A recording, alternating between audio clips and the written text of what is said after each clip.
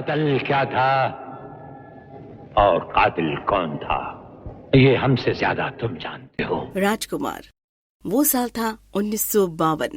मुंबई के Mahim police station में एक सब इंस्पेक्टर की नौकरी छोड़ चुके 25 साल के एक रग्ड लुकिंग नौजवान को अब अपनी पहली हिंदी फीचर फिल्म की रिलीज का इंतजार था। फिल्म का नाम था रंगीली।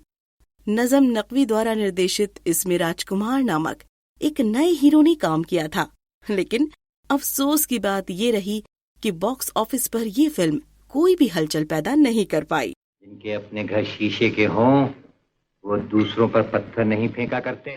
महीन सी मूछें, पथरीली आंखें, एक एक्सप्रेशनलेस चेहरे और शानदार डायलॉग डिलीवरी स्टाइल के साथ साथ राजकुमार को याद किया जाता है उनके सनकी और घमंडी तेवरों के कारण।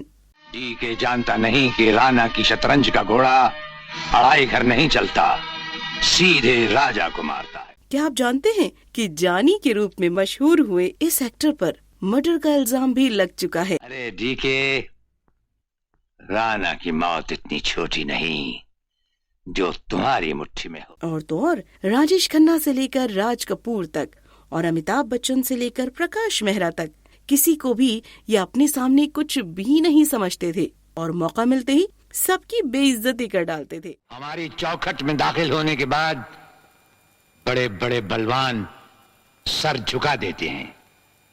हम उन्हें ही नहीं, यहाँ हम उनकी आत्मा को भी कैद कर लेते हैं। लेकिन राजकुमार की करियर का जो सबसे मजेदार किस्सा जुड़ा है वो है फिल्म जंजीर से। जी हाँ, हम उसी जंजीर फिल्म की बात कर रहे हैं जिसे राजकुमार ने साइन करने से मना कर दिया था और जिसके बाद वो पहुंची थी महानायक अमिताभ बच्चन के पास। जब तक बैठने को न कहा जाए शराफत से खड़े रहो। ये पुलिस स्टेशन है, तुम्हारे बाप का घर नहीं। लेकिन क्या आप जानते हैं जंजीर को ना कहने के पीछे आखिर इस अक्खड़ अभिनेता ने क्या कारण दिया था? कारण जानकर आप खुद हैरान रह जाएंगे। घर के दालान में चंदन का झाड़ होगा, वहाँ तो सांपों का आना जाना लगा ही रहे। दोस्तों, आज के इस वीडियो में हम आपको सुनाएंगे फिल्म एक्टर राजकुमार की जिंदगी और उनके करियर से जुड़े कुछ मजेदार किस्से। तो चलिए जानते हैं इस इंटरेस्टिंग हीरो और उनसे जुड़े विवादों के बारे में। कल सुबह वहाँ जाकर नौकरी शुरू कर देना। और राणा साहब इंटरव्यू? हमारे फोन के बाद इंटरव्यू नहीं होता, लेटर ऑफ अपॉइंटमेंट सीधा मिलता है। अपनी पहली फिल्म रंगीली फ्लॉप होने के बाद राजकुमार ऑप्शर, घमंड और लाखों में एक जैसी फिल्मों में नजर आए, लेकिन उन्हें पहली बार पहचान मिली सोहराब मोदी की नौशेरवाने आदिल नामक फिल्म से। है सदा लाख में हजारों में। 1957 में उन्होंने मदर इंडिया में नरगिस के पति के रूप में अपनी छोटी सी भूमिका से लोगों का दिल खूब जीत लिया। उन्होंने उजाला में शम्मी कपूर के साथ भी काम किया।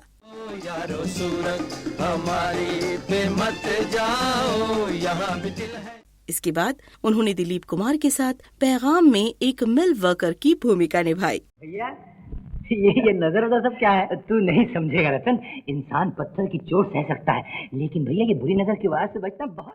दिल एक मंदिर में राजकुमार ने कैंसर रोगी की भूमिका निभाई, जिसके लिए उन्हें बेस्ट सपोर्टिंग एक्टर का फिल्म फेयर पुरस्कार भी मिला।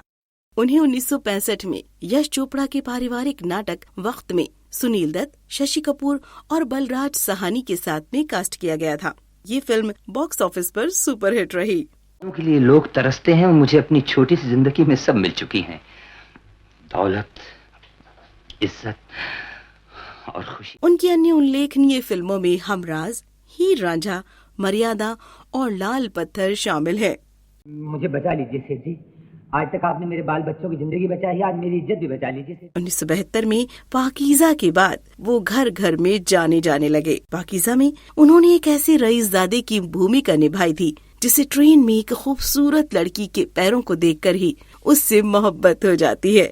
आपके पाँव देखे बहुत हसीन है, इन्हें जमीन पर मत उतारिएगा, मैले हो जाएंगे। 1970 के दशक के अंत में और 1980 के दशक की शुरुआत में उन्होंने कई फिल्में की, जिनमें से ज्यादातर फ्लॉप रहीं। इसके बाद उन्हें कुदरत, एक नई पहेली, मरते दम तक, मुकद्दर का फैसला और जंगबाज में सपोर्टिंग एक्टर के किरदार निभाने पड़े। और ये फिल्में काफी सफल रहीं। मैं भूल ही गया था, इस घर के इंसानों को हर सांस के बाद दूसरे सांस के लिए भी आपसे इजाजत लेना पड़ती है। 1991 में उन्होंने सुभाष घई की सौदागर में 32 साल बाद दिलीप कुमार के साथ एक बार फिर से अपने हुनर के जलवे दिखाए। इमली का बूटा, बेरी का पेड़, इमली खट्टी। उनकी आखिरी हिट फिल्म 1992 की फिल्म तिरंगा थी, जबकि उनकी आखिरी फिल्म 1995 की गॉड एंड गन थी। ठाकुर राजेश्वर सिंह इतिहास बताता नहीं, इतिहास लिखता है, इतिहास बनाता है। लेकिन फिल्मों से दौलत और शोहरत कमाने वाले राजकुमार आखिर एक्टर कैसे बने? चलिए जानते हैं इसके पीछे की कहानी भी, क्योंकि ये कहानी भी बड़ी अजीब है और एक मर्डर से जुड़ी हुई है। हम तुम्हें मारेंगे और जरूर मारेंगे, लेकिन वो बंदूक भी हमारी होगी, गोली भी हमारी होगी और वक्त भी हमारा होगा। राजकुमार का असली नाम कुलभूषण पंडित था। उनका जन्म बलूचिस्तान यानी कि तब के पाकिस्तान में 8 अक्टूबर 1926 को एक कश्मीरी पंडित परिवार में हुआ था। नौकर पालना है तो मालिक बनना सीखो, जमींदारी करनी है तो जमींदारों से दिल पैदा करो। गरीब और मजदूर से लड़ने वाला ना मालिक होता है और ना ही जमींदार। 1940 के अंतिम में वो बॉम्बे चले आए, जहां वो माहिम पुलिस स्टेशन में सब इंस्पेक्टर बन गए।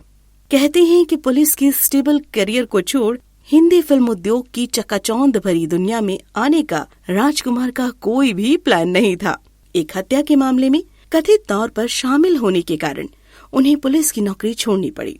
इसके बाद उन्होंने अभिनय की ओर रुख किया। ना तलवार की धार से, ना गोलियों की बौछार से, बनना डरता है तो सिर्फ परवरदिगार। और हिंदी फिल्म उद्योग में ऑडिशन देना शुरू किया। उन्होंने जेनिफर नाम की एक एयर होस्टेस से शादी की, जो एक एंग्लो इंडियन थी। जेनिफर और राजकुमार की मुलाकात एक फ्लाइट में हुई। शादी के बाद जेनिफर ने हिंदू रीति रिवाजों के अनुसार अपना नाम गायत्री कुमार रख लिया। राजकुमार और जेनिफर के 3 बच्चे हुए। सेवा, आदर्श और देशभक्ति की भावना अगर किताबों में ही बंद रही तो फिर हमारे देश की हस्ती भी दुनिया के कागजी नक्शों में रह जाएगी। जहां ज्यादातर हिंदी फिल्म एक्टर अपनी दर्जनों अफेयर्स और ब्रेकअप्स के लिए सुर्खियों में छाए रहते हैं, वहीं राजकुमार की यही खास बात रही कि उनके पूरे करियर में इस तरह का कोई विवाद या अफेयर सामने नहीं आया।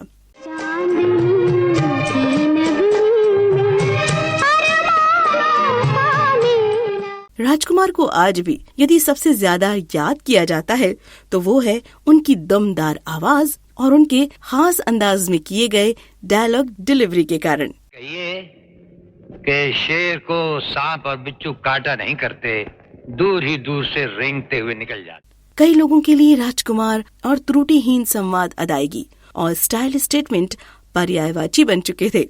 उन्हें सफेद जूते और एक जुमला जानी के लिए जाना जाने लगा।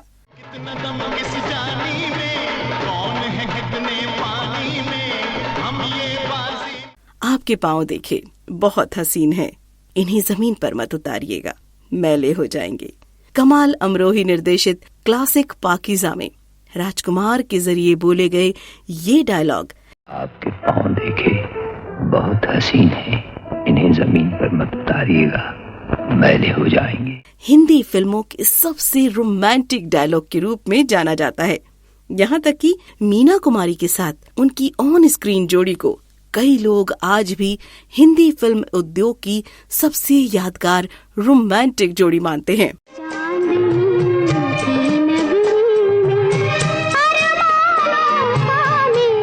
फिल्म वक्त से उनका एक और डायलॉग, चिनाई सेठ जिनके घर शीशे के बने होते हैं वो दूसरों पर पत्थर नहीं फेंकते। जिनके अपने घर शीशे के हों वो दूसरों पर पत्थर नहीं फेंका करते। हम तुम्हें मारेंगे और जरूर मारेंगे, लेकिन वो बंदूक भी हमारी होगी, गोली भी हमारी होगी और वक्त भी हमारा होगा। हम तुम्हें मारेंगे और जरूर मारेंगे, लेकिन वो बंदूक भी हमारी होगी, गोली भी हमारी होगी और वक्त भी हमारा होगा। ये संवाद 1981 की फिल्म बुलंदी से है और बीते जमाने के इस अभिनेता के तेवरों को बखूबी दर्शाता है। फिल्मी परिवार से न होने के बावजूद उन्होंने हमेशा अपने नियमों के अनुसार और अपनी शर्तों पर काम किया। छिपकली के बच्चे कभी मगरमच्छ नहीं बन सकते, वो दीवार पर रेंगते रेंगते ही मर जाते। पुलिस फोर्स के अपने अनुभव के कारण वो एक बेहतर डिसिप्लिन्ड एक्टर के रूप में जाने जाते थे। जहां फिल्मों में राजकुमार अपनी डायलॉग डिलीवरी के कारण मशहूर हुए, वहीं निजी जिंदगी में वो अपने अक्खर स्वभाव और बड़बोलेपन के लिए भी जाने जाते थे। बहुत बड़े दादा बन गए हो। हाँ राणा। हाँ नहीं कहते, राणा को जी कहते हैं। कहते हैं कि फिल्म इंडस्ट्री में शायद ही कोई स्टार हुआ हो जिसकी उन्होंने इंसल्ट ना की हो। ये बच्चों के खेलने की चीज नहीं, हाथ कट जाए तो खून निकल आता है। 1969 में प्रेम चोपड़ा के घर राज कपूर और राजकुमार का विवाद तब हो गया जब राज कपूर ने ये कहकर उन्हें उकसाया कि तुम एक खूनी कातिल हो। राज कपूर ने ऐसा इसीलिए कहा क्योंकि राजकुमार ने उनकी फिल्म मेरा नाम जोकर में काम करने से मना कर दिया। राजकुमार ने अपने जवाब में कहा, मैं एक हत्यारा हो सकता हूँ, लेकिन मैं आपके पास कभी काम मांगने नहीं गया। ये तुम ही हो जो मेरे पास आए थे। राजकुमार के बारे में कहा जाता है कि वो अक्सर जितेंद्र और धर्मेंद्र के बीच फर्क नहीं समझ पाते थे। वो जितेंद्र को धर्मेंद्र और धर्मेंद्र को जितेंद्र कहकर पुकारते थे। एक दिन पार्टी में भी कुछ ऐसा ही हुआ। राजकुमार की इस आदत से धर्मेंद्र काफी गुस्से में आ गए। धर्मेंद्र को गुस्से में देखते हुए भी राजकुमार पर कोई असर नहीं पड़ा और उन्होंने धर्मेंद्र का मजाक उड़ाते हुए कहा कि मेरे लिए चाहे राजेंद्र कुमार हो, जितेंद्र हो, धर्मेंद्र हो या फिर कोई बंदर हो, क्या फर्क पड़ता है, जानी के लिए सब बराबर है। अपने दौर में राजकुमार की आलोचना इसलिए भी होती थी क्योंकि वो अपने साथ वाले एक्टर्स का बेहद मजाक उड़ाया करते थे। लेकिन जंजीर वाले किस्से में तो राजकुमार ने सारी हदें पार कर दी थी। तो चलिए आपको बताते हैं कि आखिर हुआ क्या था। दरअसल महानायक अमिताभ बच्चन के करियर को आसमान तक पहुंचाने वाली ये फिल्म पहले राजकुमार को ऑफर की गई। निदेशक प्रकाश मेहरा जंजीर फिल्म की कहानी सुनाने राजकुमार के पास गए। राजकुमार ने स्क्रिप्ट सुनने के बाद फिल्म साइन करने से मना कर दिया। उन्होंने प्रकाश मेहरा से कहा, मुझे तुम्हारा चेहरा और तुम्हारे ये बिजनौरी बाल पसंद नहीं है। तुम्हारी स्क्रिप्ट की तरह तुम्हारे तेल से भी बुरी तरह से बदबू आ रही है। और ये सुनकर प्रकाश मेहरा हक्का बक्का रह गए और वहाँ से लौट आए। इसके बाद ये फिल्म अमिताभ बच्चन को मिली और इस फिल्म से हिंदी फिल्म को अपना नया सुपरस्टार मिल गया। 1987 में राज निर्देशक मेहुल कुमार के साथ फिल्म मरते दम तक की शूटिंग कर रहे थे। फिल्म का आखिरी शॉट राज की शव यात्रा का था। राज ने जोर देकर कहा कि मेहुल उनके शरीर पर एक माला डाल दे। मेहुल ने उनके कहे अनुसार उनके शव पर माला डाल दी। राज साहब ने मजाक में कहा, जानी अभी पहना लो हार, जब जाएंगे तब तुम्हें पता भी नहीं चलेगा। पैकअप के बाद राजकुमार ने मेहुल से कहा था, जानी शमशान यात्रा को तमाशा बना देते हैं फिल्म लाइन वाले। लोग सफेद कपड़े पहन कर आएंगे, फिर प्रेस भी आएगा। मेरा अंतिम संस्कार मेरे परिवार के लिए है, इसीलिए इसमें मेरे परिवार के अलावा कोई शामिल नहीं होगा। इसी तरह राजकुमार ने अपनी अंतिम यात्रा में किसी को भी ना शामिल करने की इच्छा जताई थी। तो जहाँ एक तरफ राजकुमार बेहद बड़बोले थे, वहीं दूसरी तरफ वो काफी स्ट्रेट फॉरवर्ड और ईमानदारी से बात रखने वाले भी थे। 3 जुलाई 1996 को 2 साल तक गले के कैंसर से जूझने के बाद वो दुनिया को अलविदा कह गए। तो दोस्तों, ये था हमारा आज का शो राजकुमार की जिंदगी पर। यदि आपको हमारा ये वीडियो पसंद आया है तो हमें कमेंट करके जरूर बताएं। आगे ऐसी ही फिल्मी हस्तियों से जुड़ी जानकारी के लिए हमारे साथ बने रहिए और सब्सक्राइब कीजिए हमारे चैनल को। धन्यवाद।